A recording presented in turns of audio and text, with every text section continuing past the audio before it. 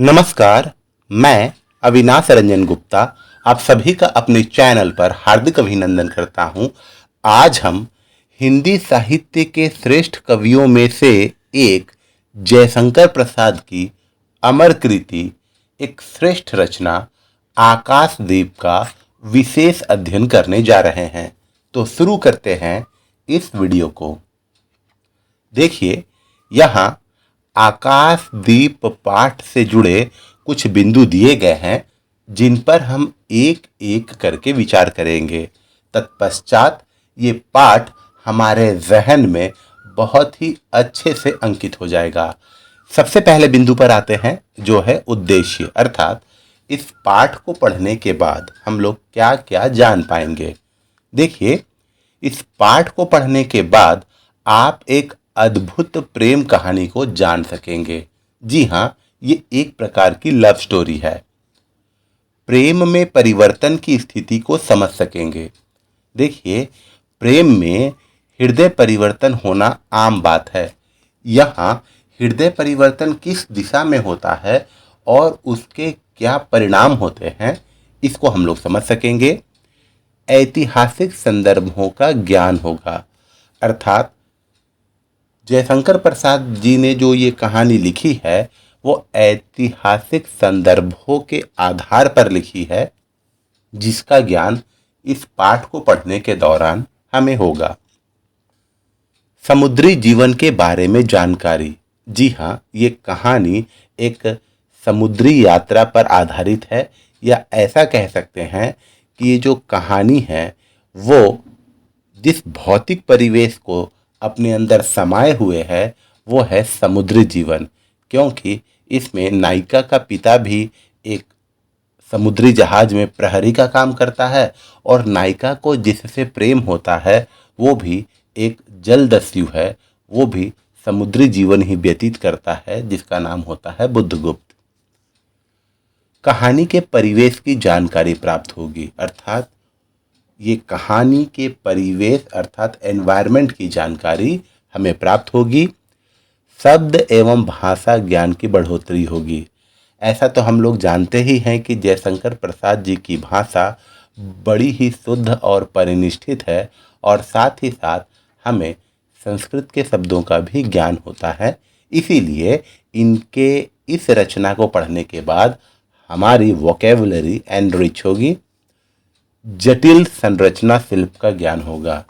ये कहानी कुछ इस जटिल तरीके से लिखी गई है कि हमें एक और शिल्प का, एक और स्टाइल का पता चलेगा कि इस जटिल संरचना शिल्प से भी कहानी लिखी जा सकती है। अब बढ़ते हैं अगले बिंदु की ओर, जो है लेखक परिचय। देखिए, जयशंकर प्रसाद हिंदी साहित्य के श्रेष्ठतम विभूतियों में से एक हैं। वीडियो को पॉज करके आप इनके बारे में जो बेसिक चीज़ें यहाँ लिखी हुई हैं उनका अध्ययन जरूर कीजिएगा।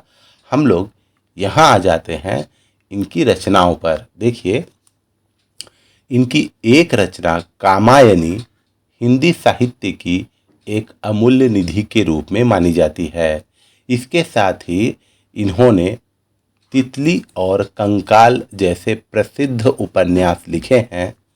इनका एक और उपन्यास है इरावती, हालांकि ये इस उपन्यास को पूरा नहीं लिख सके थे। अब हम लोग बढ़ते हैं अगले बिंदु की ओर, जो है प्रस्तावना। जयशंकर प्रसाद द्वारा रचित आकाशदीप कहानी दो प्रमुख पात्रों चंपा और बुद्धगुप्त से संबद्ध है, अर्थात आकाशदीप कहानी में मेनली दो ही कैरेक्टर हैं, जिसमें फीमेल कैरेक्टर है चंपा और मेल कैरेक्टर है बुद्धगुप्त। नायिका प्रधान इस कहानी में समुद्री जीवन के परिवेश को ऐतिहासिक संदर्भों में चित्रित किया गया है, अर्थात ये नायिका प्रधान है, फीमेल ओरिएंटेड कहानी है ये, और इसमें समुद्री जीवन के ऐतिहासिक संदर्भों में इस कहानी को चित्रित किया गया है। यह कहानी संवादों के माध्यम से विकसित होती है और अन्य चरित्रों एवं घटनाओं की जानकारी हमें संवादों और लेखक द्वारा दिए गए विवरणों से प्राप्त होती है।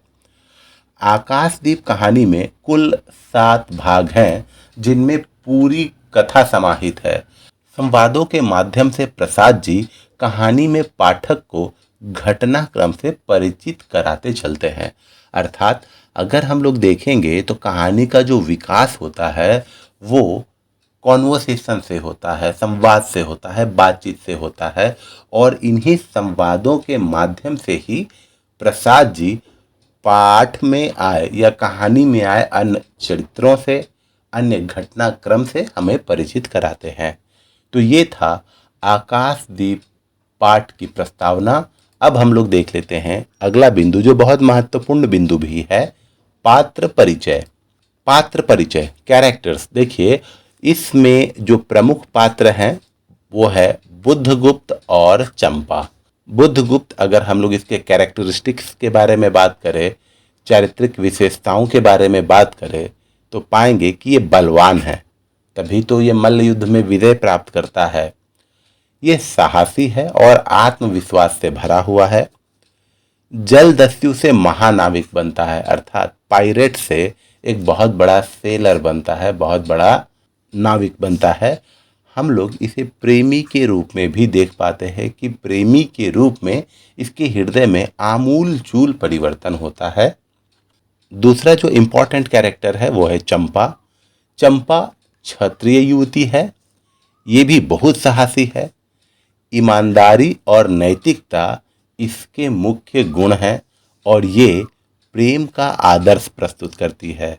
अब ये प्रेम का आदर्श कैसे प्रस्तुत करती है, ये हम कहानी के आगे भाग में पढ़ेंगे। सहयोगी पात्र भी हैं। सहयोगी पात्र में कुछ अनुपस्थित सहयोगी पात्र हैं, अर्थात उनका केवल जिक्र आया है, जैसे चंपा के पिता जो प्रहरी का काम करते थे, चंपा की माँ और मणिभद्र। मणिभद्र वही व्यक्ति है जिनके नाव पर चंपा के पिता प्रहरी का काम करते थे। उपस्थित सहयोगी पात्र, नाव में सवार 10-12 नाविक और उनका नायक सहयोगी पात्र है। नायक मणिभद्र का नौकर है। ये जो नायक है और इसी के साथ बुद्धगुप्त का मल्ल युद्ध होता है, जिसमें बुद्धगुप्त विजय प्राप्त करता है और इसकी हार होती है। तत्पश्चात नायक बुद्धगुप्त के अधीन कार्य करने लगता है। पहले ये मणिभद्र का नौकर है, अर्थात मणिभद्र के नाव में ये भी काम करता है। एक आदिवासी युवती जया भी एक सहायक पात्र है। तो इस तरीके से हम लोगों ने पाठ में जितने भी कैरेक्टर्स हैं, मुख्य पात्र, गौण पात्र, प्रेजेंट पात्र या अनुपस्थित पात्र, सबके बारे में अध्ययन कर लिया। अब हम लोग आ जाते हैं कथासार पर। देखिए, आकाशदीप कहानी 7 खंडों में विभाजित है, जिसे हम लोग शॉर्ट फॉर्म में, समरी के रूप में, कथासार के रूप में जानने वाले हैं। मैं इसका वाचन करने जा रहा हूं। आपसे अनुरोध है कि आप अपनी आंखें बंद कीजिए और पूरे मनोयोग से इस कथासार को सुनिए, ताकि ये कहानी पानी की तरह क्लियर हो जाए। कहानी में 2 प्रमुख पात्र हैं, चंपा और बुद्धगुप्त। दोनों समुद्र में एक जहाज पर बंदी बनाए हुए हैं। दोनों के हाथ पांव बंधे हुए हैं, फिर भी वे प्रयास पूर्वक अपने बंधन खोलकर मुक्त हो जाते हैं। फिर नाव के नायक से बुद्धगुप्त का द्वंद्व युद्ध होता है, जिसमें बुद्धगुप्त विजयी होता है। अब नाव पर बुद्धगुप्त का अधिकार हो जाता है। नाव धीरे धीरे एक द्वीप के पास पहुंचती है। द्वीप का कोई नाम ना होने के कारण वे उसका नामकरण चंपा द्वीप करते हैं। साथ साथ रहने के कारण और परस्पर सहयोग से युक्त होने के कारण उनके बीच स्नेह भाव जागृत होने लगता है। उनके बीच, अर्थात चंपा और बुद्धगुप्त के बीच। दोनों अपने पुराने अनुभव को साझा करते हैं। तब पता चलता है कि बुद्धगुप्त जलदस्यु है, अर्थात समुद्री लुटेरा है। चंपा के पिता मणिभद्र के पोत में प्रहरी थे। इस पोत पर बुद्धगुप्त आक्रमण करता। इस आक्रमण में चंपा के पिता मारे जाते हैं। जब यह बात चंपा को पता चलती है तो उसके मन में बदला लेने की भावना जागृत होती है।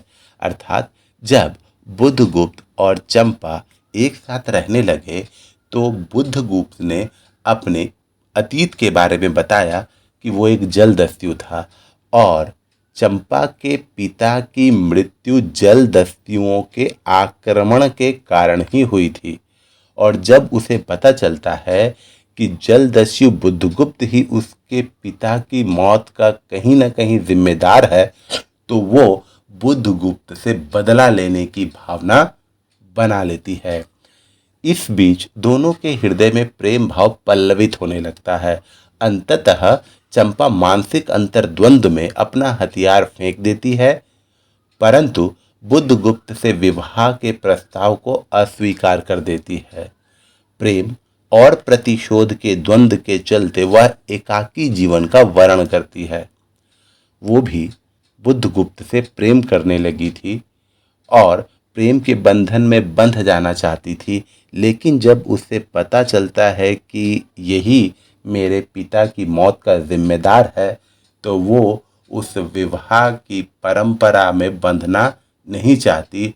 वो उससे विवाह नहीं करती और पूरा जीवन एकाकी तरीके से बिताती है और इस द्वीप में रहकर जीवन भर आकाश दीप जलाती रहती है। आकाश दीप अर्थात लाइट हाउस। हम लोगों ने देखा है कई बार कि समुद्र के किनारे ऊंचे ऊंचे लाइट हाउस बने रहते हैं, ताकि अगर कोई समुद्री जहाज उस तरफ आए तो उसे ये पता चले कि हाँ, किनारा नजदीक ही है। बुद्धगुप्त निराश होकर द्वीप छोड़ देता है और भारत भूमि में चला जाता है। तो ये थी इस कहानी की संक्षिप्त समरी, छोटा सा कथासार। अब हम लोग आते हैं अंतर्वस्तु की तरफ। देखिए, कथानक एवं अंतर्वस्तु। कथानक कहने का मतलब हुआ प्लॉट। कहानी का प्लॉट क्या है? देखिए, आकाशदीप कहानी को प्रसाद जी ने बहुत कलात्मकता से गूंथा है। इस छोटी सी कथा को प्रसाद ने 7 भागों में बांटकर लिखा है। कभी कभी एग्जाम में ये सवाल पूछ लिया जाता है कि प्रसाद जी ने आकाशदीप कहानी को कितने भागों में बांटा है, या आकाशदीप कहानी कितने भागों में बटी हुई है। आप लिखेंगे 7 भागों में। कहानी का प्रारंभ बहुत नाटकीय ढंग से होता है। कहानी का पहला संवाद चंपा बोलती है, बंदी। दूसरा बोलता है, क्या है, सोने दो। ये 2 नितांत अपरिचित, एक दूसरे से अनजान व्यक्तियों का संवाद है, जो अज्ञात कारणों से एक ही परिस्थिति में पड़े हुए हैं, अर्थात बंदी हैं। बंदियों की एकमात्र कामना होती है कि बंधन मुक्त हो जाए। ऐसी विषम परिस्थिति में भी दूसरा बंदी कहता है, सोने दो। इसके बावजूद पहला बंदी निराश नहीं होता। संवाद आगे चलता है। इसी से कहानी भी आगे चलने लगती है। इस संवाद से पता चलता है कि पहला बंदी दुस्साहसी है और दूसरा बंदी आत्मविश्वास से परिपूर्ण है। उसे मुक्त होने के लिए कोई याचना नहीं करनी है, किसी का उपकार भी नहीं लेना है, इसलिए वह आत्मविश्वास से बोलता है। यह भी पता चलता है कि बंदी समझदार है, अनुभवी है। वह जानता है कि जो मुझे मुक्त करने की सलाह दे रहा है वह भी मेरी ही परिस्थिति में पड़ा हुआ है, अतः वह अगले प्रस्ताव की प्रतीक्षा करता है। इसलिए फिर वैसा ही निश्चिंत वाक्य बोलता है, बड़ी शीत है, कहीं से एक कंबल डालकर कोई शीत से मुक्त करता। धीरे धीरे दोनों संवाद और सहमति की स्थिति में आते हैं और दोनों के साथ साथ पाठक को भी पता चलता है कि नाव पर केवल 10 नाविक और प्रहरी हैं। आंधी आने की संभावना है। पहला बंदी कहता है कि आज मेरे बंधन शिथिल हैं। फिर संवाद में एक वाक्य, शस्त्र मिलेगा, कहा जाता है और इस तरह आगे की रूपरेखा तय हो जाती है। वह नाव पोत से जुड़ी हुई है, उसे एक रस्सी से जोड़कर रखा गया है। अब पोत से जुड़ी हुई रस्सी को काटना है। रहस्य और रोमांच का वातावरण है। दोनों बंदी आपस में टकराने लगे और एक ने दूसरे के बंधन खोल दिए। अब दोनों मुक्त थे। हर्षातिरेक में दोनों गले लग गए। इतने में दूसरे बंदी को और पाठक को पहली बार पता चलता है कि पहला बंदी स्त्री है। यहाँ पहला बंदी कहता है, क्या स्त्री होना कोई पाप है? फिर पहला बंदी अर्थात चंपा नायक का कृपाण ले आती है। इतने में आंधी आ जाती है। आंधी की इस भाग दौड़ में दूसरा बंदी कुशलता से पोत से जुड़ी हुई रस्सी को काट देता है। अब पोत से नाव अलग हो जाती है, अर्थात उन्हें बंदी बनाने वाले लोग पोत में ही रह जाते हैं। नाव में यही 10-12 लोग रह गए हैं। कहानी का पहला भाग यहीं समाप्त हो जाता है। अर्थात हम लोग ये देख रहे हैं कि पहले भाग में एक नाव है, बड़ी सी नाव है, वो पोत से बंधी हुई है, अर्थात बंदरगाह से पोर्ट से एक रस्सी के सहारे बंधी हुई है और वहाँ पर बहुत सारे बंदी है, जिसमें पहला बंदी कहता है कि आज़ाद होना है तो ये सही मौका है। मेरे बंधन आज थोड़े शिथिल है, अर्थात थोड़े लूज हैं, ढीले हैं। अगर तुम चाहो तो मैं तुम्हें आज़ाद कर सकती हूँ। और दूसरा बंदी जो बुद्धगुप्त है, वो पहले तो आराम से सोना चाहता है, फिर वो कहता है कि ठीक है, आज़ादी ही देनी है तो बहुत ठंड है, कहीं से कंबल ला के दो। लेकिन कॉन्वर्सेशन के माध्यम से बात आगे बढ़ती है और वो उसे आज़ाद कर देती है। इस पर बुद्धगुप्त क्या करता है, कहीं से कृपाण पाकर वो पोत की रस्सी को काट देता है और वो नाव अब विस्तृत समुद्र में आगे बढ़ने लगती है। यही हमें पता चलता है कि जो पहला संवाद बोल रहा था वो पुरुष नहीं बल्कि स्त्री है और वही इस कहानी की नायिका है चंपा। कहानी के खंड 2 का आरंभ सूर्योदय से होता है। जी हाँ, ये सवाल भी कभी कभी पूछा जाता है कि आकाशदीप कहानी के द्वितीय खंड का आरंभ कहाँ से होता है? आप बोलेंगे सूर्योदय से। अब नाविकों को पता चलता है कि पोत का कहीं पता नहीं है और बंदी मुक्त हैं। यहाँ पहली बार दूसरे बंदी का नाम पता चलता है, बुद्धगुप्त। नाव का नायक उसे पुनः बंदी बनाना चाहता है। फिर दोनों में द्वंद्व युद्ध होता है। प्राचीन भारतीय परंपरा के अनुसार द्वंद्व युद्ध में 2 लोग लड़ते हैं, शेष लोग अलग खड़े रहते हैं, उसमें कोई दखल नहीं देता। इस द्वंद्व युद्ध में बुद्धगुप्त विजयी होता है और नाव का स्वामी बन जाता है। नायक को जीवन दान देकर वह उसे सेवक बना लेता है। इस द्वंद्व युद्ध में बुद्धगुप्त को भी घायल तो होना ही था। चंपा ने युवक जलदस्यु के समीप आकर उसके क्षतों को अपनी स्निग्ध दृष्टि और कोमल करों से वेदना विहीन कर दिया। इस तरह दोनों बंदियों अर्थात बुद्धगुप्त और चंपा का रिश्ता सनय सनय गहरा होने लगता है।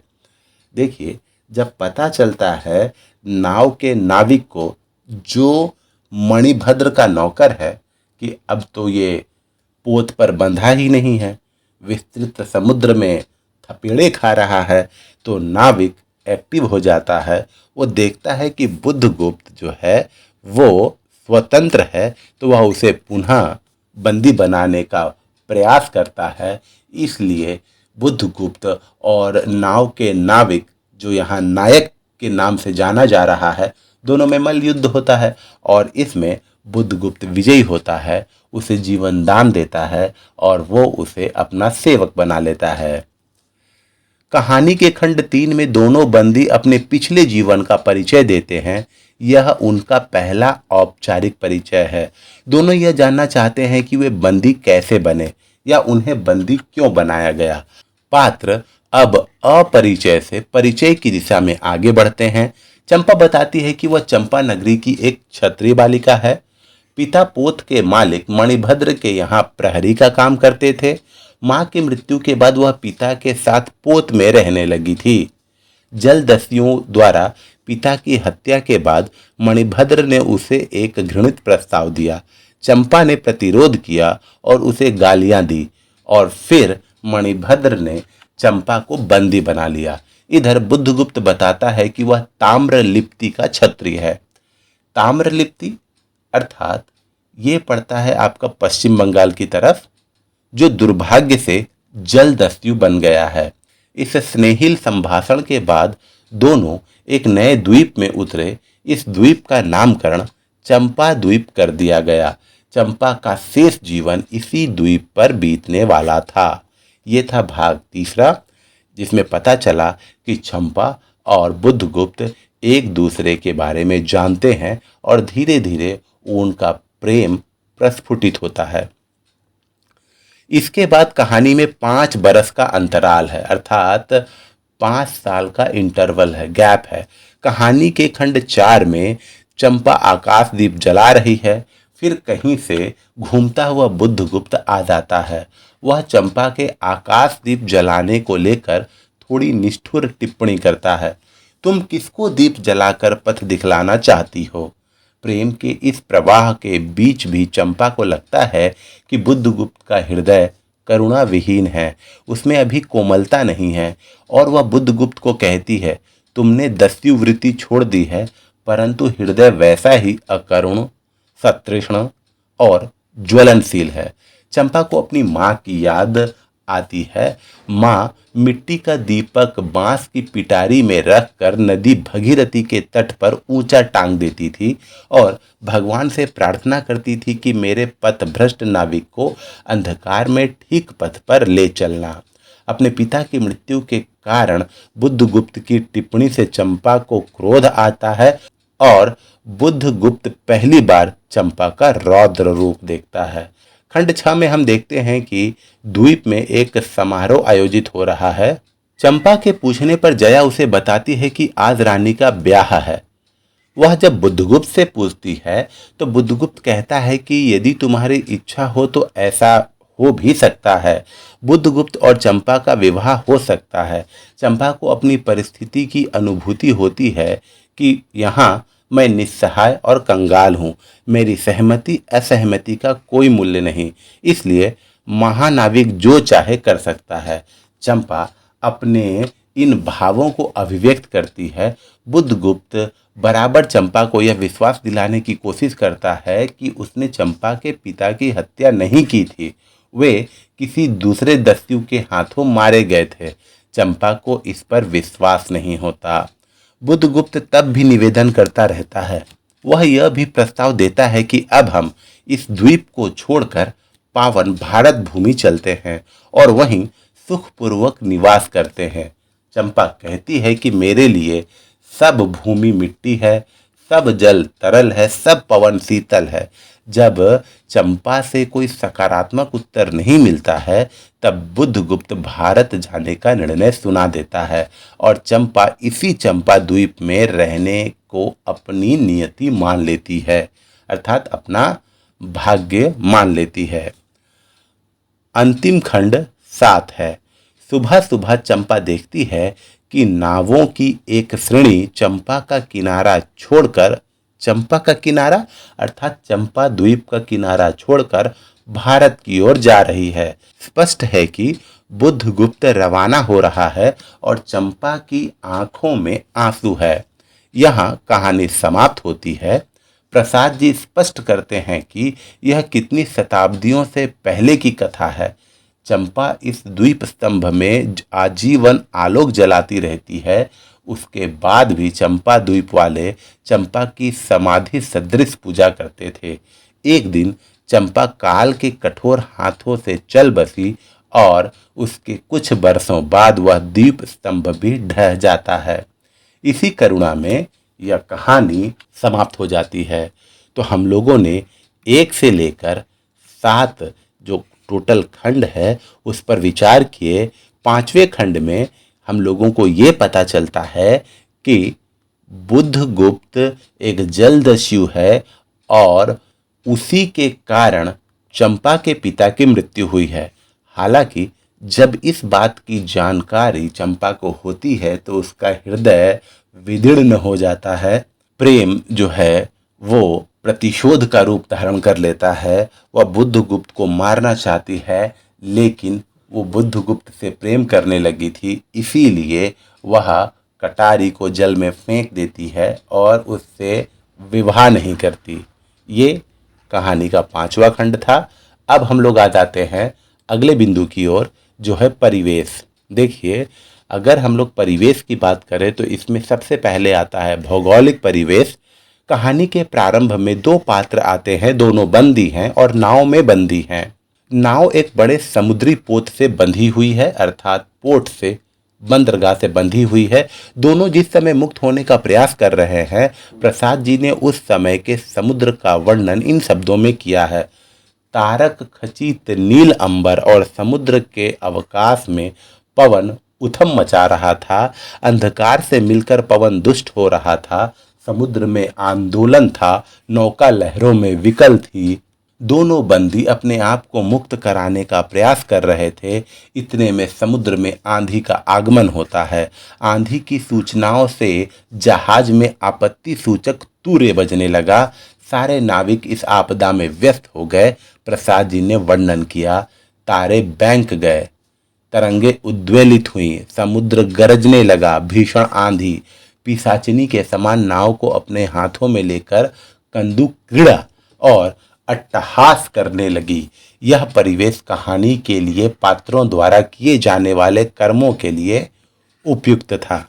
तो इस तरीके से हम लोगों ने देखा कि जयशंकर प्रसाद जी की जो वर्णन शैली है वो सचमुच अद्वितीय है, और इनकी भाषा तो मानक और परिनिष्ठित है ही, जिनमें संस्कृत शब्दों का बाहुल्य होता है और हमारी वोकेबलरी भी एनरिच होती है। अब हम लोग देखते हैं प्राकृतिक परिवेश, नेचुरल एनवायरनमेंट। प्रसाद जी इस कहानी में समुद्र की प्रकृति के विविध रंगों का वर्णन करते हैं। जब बुधगुप्त विजयी होता है तब उषा का मधुर आलोक फूट पड़ता है। सुनहली किरणों और लहरों की कोमल सृष्टि मुस्कुराने लगती है, और अब सागर भी शांत है। रात्रि का वर्णन करते हुए प्रसाद जी लिखते हैं: शरद के धवल नक्षत्र नील गगन में झलमला रहे थे। चंद्र की उज्जवल विजय पर अंतरिक्ष में शरद लक्ष्मी ने आशीर्वाद के फूलों और खिलों को बिखेर दिया है। यहाँ चंपा खुश है और दोनों के बीच स्नेह का अंकुर फूट रहा है। इसी तरह का परिवेश भावनात्मक प्रसाद जी ने चित्रित किया है। बीते 5 वर्षों के जीवन को हसरत से याद करती हुई चंपा कहती है: जब तुम्हारे पास एक ही नाव थी और चंपा के उपकूल में पण्य लाद कर हम लोग सुखी जीवन बिताते थे, इस जल में अगणित बार हम लोगों की तरी आलोकमय प्रयास में तारिकाओं की मधुर ज्योति में थिरकती थी। तो ये है कहानी का प्राकृतिक परिवेश। अब हम लोग आ जाते हैं ऐतिहासिक परिवेश में, अर्थात हिस्टोरिकल एनवायरनमेंट में। देखिए, आकाशदीप एक प्रेम कहानी है। कहानी का परिवेश समुद्री जीवन है। इस प्राकृतिक परिवेश पर प्रसाद जी ने इस इतिहास का आवरण डाल दिया है। यह इतिहास के उस कालखंड की कथा है जब भारत में अंग्रेजों का राज्य स्थापित नहीं हुआ था, न ही मुस्लिम शासन स्थापित हुआ था। इसी तरह समुद्र पर भी किसी का शासन नहीं था। सिर्फ व्यापारियों और जलदस्युओं के भरोसे समुद्र का व्यापार चलता था। प्रसाद जी यह बताना नहीं भूलते कि यह कितनी ही शताब्दियों के पहले की कथा है। उन कालखंड के समाज और परिवेश में यात्रा किए बिना आकाशदीप का मोहक सौंदर्य उद्घाटित नहीं होता। अतः प्रसाद जी भाषा और वातावरण के माध्यम से शताब्दियों पूर्व इस कालखंड की यात्रा कराते हैं। तो इससे हमें ये पता चलता है कि जयशंकर प्रसाद में कलात्मकता कूट कूट कर भरी हुई है। तभी तो ये उस कालखंड की एक कहानी लिख देते हैं जिस कालखंड में न कभी ये पहुँचे होंगे और न कभी हम, लेकिन कितनी रियलिटी नज़र आती है। अब हम लोग देख लेते हैं 8वां बिंदु, संरचना। आकाशदीप कहानी का शिल्प जटिल है। यह कहानी कथा की तरह नहीं चलती। इसका प्रारंभ नाटकीय संवाद से होता है। इन संवादों से पता चलता है कि नाव पर 2 बंदी है। दोनों बंदी आपस में संवाद करते हैं और मुक्त होने का प्रयास करते हैं। नाटकीय संवाद की विशेषता यह होती है कि इसमें एक पात्र बोलता है, तब दूसरा पात्र उसका ठीक ठीक जवाब न देकर कोई और बात कहता है। इस तरह असंबद्ध सी प्रतीत होने वाली बातचीत से कहानी आगे बढ़ती है। कहानी का आरंभ इसी तरीके से होता है। तो ये जो संरचना शिल्प है थोड़ी जटिल है। अब हम लोग देख लेते हैं भाषा। प्रसाद जी के आलोचकों का मत है कि प्रसाद जी की कहानियों की भाषा काव्यात्मक है। वे अपनी कहानियों में देशज शब्दों का प्रयोग करने से बचते हैं। देशज अर्थात रीजनल वर्ड्स। चूंकि आकाशदीप का समय प्राचीन काल है, जब भारत में इस्लाम का आगमन नहीं हुआ था, इसलिए वे अरबी फारसी के शब्दों का प्रयोग नहीं करते। आकाशदीप संस्कृत तत्सम शब्दों से आप्लावित कहानी है। इसके बावजूद उनकी भाषा दुरूह नहीं है, उसमें प्रवाह है। बीच बीच में वे अत्यंत सहज भाषा का भी प्रयोग करते हैं। तो इस तरीके से हमें यह भी पता चलता है कि जयशंकर प्रसाद जी भाषा पर अद्वितीय पकड़ रखते हैं। अब हम लोग आ जाते हैं अंतिम प्रश्न पर, जो है बोध प्रश्न। यह कहानी किस स्थान पर घटित होती है? तो देखिए, यह कहानी पोत से बंधे एक नाव पर घटित होती है। बुद्धगुप्त किस स्थान का निवासी था? तो बुद्धगुप्त ताम्रलिप्ति का निवासी था। चंपा कहाँ की रहने वाली थी? चंपा नगरी की रहने वाली थी। चंपा की पीड़ा का मूल कारण क्या था? देखिए, चंपा की पीड़ा का मूल कारण यह था कि वो अपने पिता से अगाध स्नेह किया करती थी और उसके पिता की मौत का जिम्मेदार बुद्धगुप्त था और वो बुद्धगुप्त से ही प्रेम कर बैठी। यही उसकी पीड़ा का मूल कारण था। मेरे लिए सब भूमि मिट्टी है, सब जल तरल है, सब पवन शीतल है। इस कथन में चंपा की कौन सी मानसिकता प्रकट होती है? देखिए, जब बुद्धगुप्त ने चंपा को यह प्रस्ताव दिया कि अब हम लोगों को इस द्वीप से निकलकर अपनी पावन भारत भूमि जाना चाहिए और वहीं शेष जीवन सुखपूर्वक बिताना चाहिए, तब चंपा ये कथन कहती है और इससे चंपा की यह मानसिकता प्रकट होती है कि वसुधैव कुटुंबकम, अर्थात पूरी दुनिया ही अपना घर है। बोध प्रश्न ये देख लेते हैं, जलदस्यु का नाम क्या था? बुद्धगुप्त। नाव पर केवल 10 नाविक और प्रहरी थे। चंपा के पिता बणिक मणिभद्र के यहाँ प्रहरी का कार्य करते थे।